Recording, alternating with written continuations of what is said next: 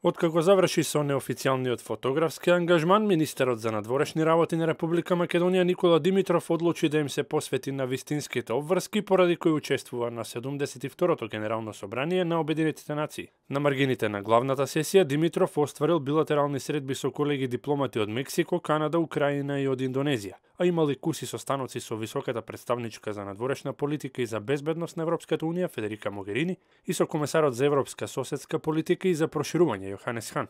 Како и да е, наинтересна за македонската и грчката јавност е неформалната средба која шефот на македонската дипломатија ја имал со својот грчки колега Никос Кодзијас.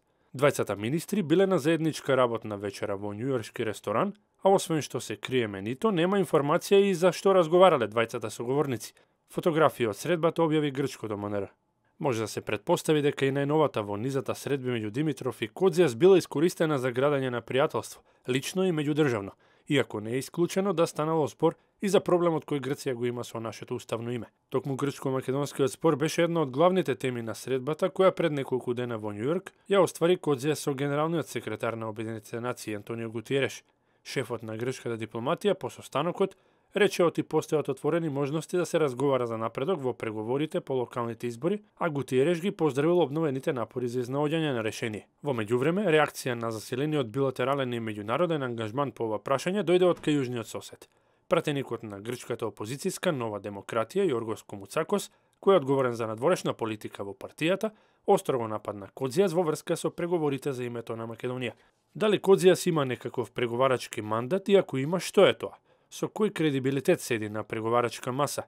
Која е неговата позиција? Оваа играчка со национални прашања е завршена, рекол Комуцакос во грчкиот парламент, додавајќи дека Нова демократија нема да го дозволи тоа. Инаку условот кој шефот на грчката дипломатија го поставил за напредок во преговорите е Македонија да го напушти иридентизмот.